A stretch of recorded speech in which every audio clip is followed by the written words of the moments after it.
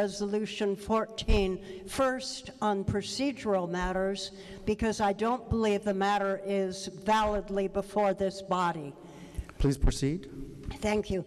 Mr. Speaker, the resolution claims that the representative from District 43 were duly elected by the minority caucus. Well, that's incorrect because duly means regularly upon a proper foundation, as distinguished from mere form. The representative from District 43, Y and I, did not secure a majority in the leadership election. We have 6 members in the minority caucus, and frankly, as an aside, after today's experience of what's going on, I'm amazed we even have that many. 3 voted to replace the current minority leader with the representative from District 43. 2 voted for our existing minority leader. 1 abstained, and that's a choice not permitted by the House rules.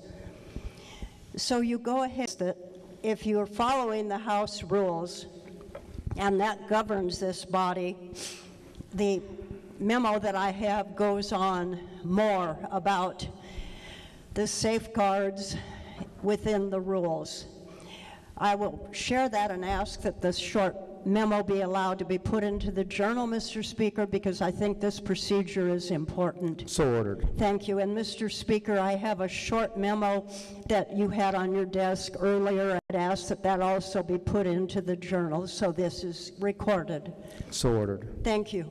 Mr. Speaker, I'm going to move ahead into the merits of this. The minority leader is being punished for participating in the Women's March. I think that is absolutely disgraceful and appalling. Mr. Speaker, before most of you were born in this body, except for Speaker Suki, before most of you were born in this body, I joined the Republican Party as a freshman at Stanford University. I was 17. I've been in the Republican Party the rest of my life. That's a long time, Mr. Speaker.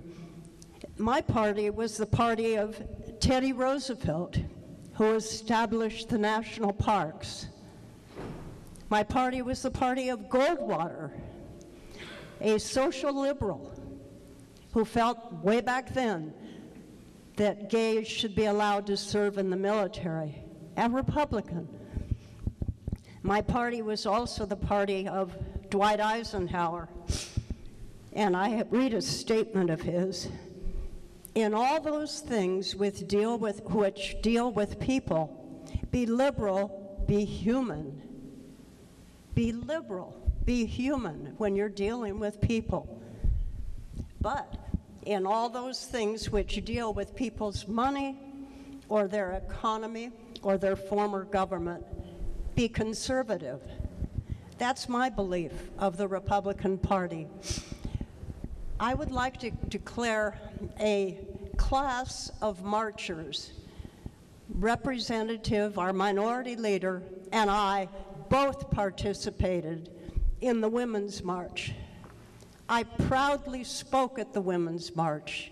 I proudly marched in the Women's March for women's rights, for equality, for human rights, for tolerance.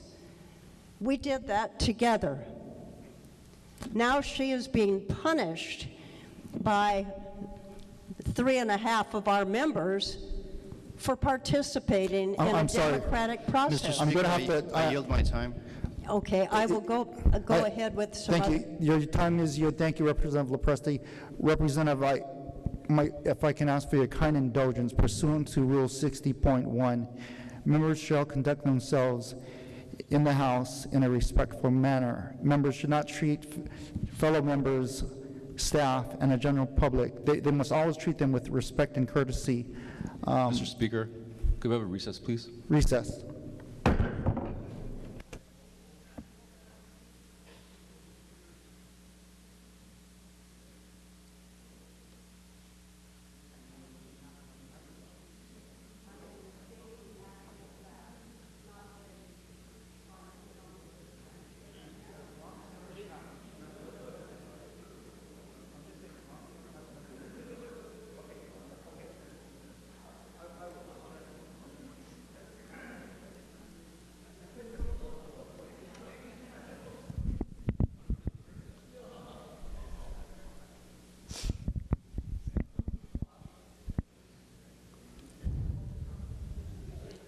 Okay.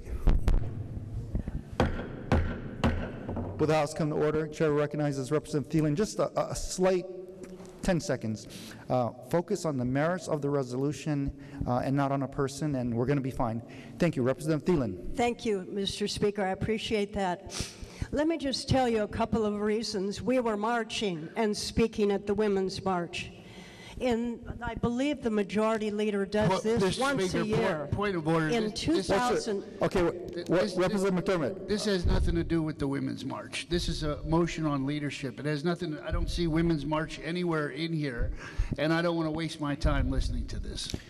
Okay, I'm going to allow that. Thank you. Because Rep. Thielen relates her speech to the merits of the resolution. Thank you. So I'll allow it. Representative Thielen, please I continue. appreciate his comments. It's all about the Women's March. It's all about Representative Fukumoto standing up for women and human rights. In 2015, women were working full-time in the United States, and they were typically paid 80% of what men were paid, 20% pay gap.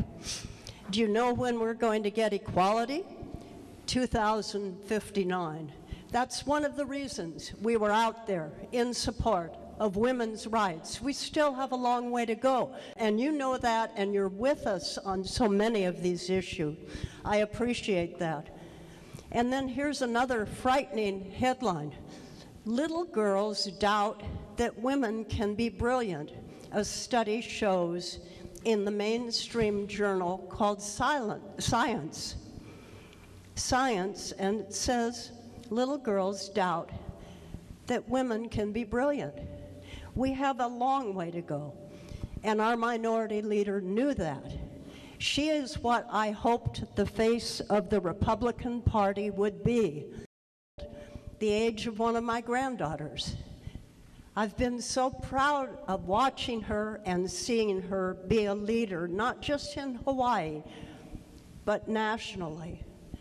She's intelligent, she's inclusive, she's tolerant, all of the things that I had hoped my Republican Party could go back to, because it has been captured by a very right-wing, fundamentalist, narrow-minded group that don't see us reaching out to other people that don't share those same narrow, tiny views. Mr. Speaker, I said that I joined the Republican Party in 1951. People sometimes say to me, are you going to switch? I'm not switching, Mr. Speaker. I'm going to stand and fight for the tolerance and the beliefs that I believe the Republican Party holds and values. There's others out there. Some were at the march, and I saw them there proudly marching in support of women's and human rights. I'm going to stay and work on their behalf, and I'm going to fight the intolerance and the narrow-mindedness of the faction that is replacing our dynamic minority leader. And, Mr. Speaker, I wish that the entire body would be allowed to cast a resounding no vote on this resolution. But then the flip side is, we pass this, we remove our wonderful minority leader, and the Republican Party just dwindles down, down, and down. But I'm of the old guard. We may be down, and speaking out on support of the human issues that we've fought for together. Senate Bill 1 that I fought for and supported. This year we have a major bill of the death with dignity that I support as a Republican, and I'm going to be there and continue that fight. But God, I am sorry to lose our minority leader, someone I so deeply, deeply respect, in the face of republicanism as it should be, but it won't be anymore. Thank you very much, Representative Thielen.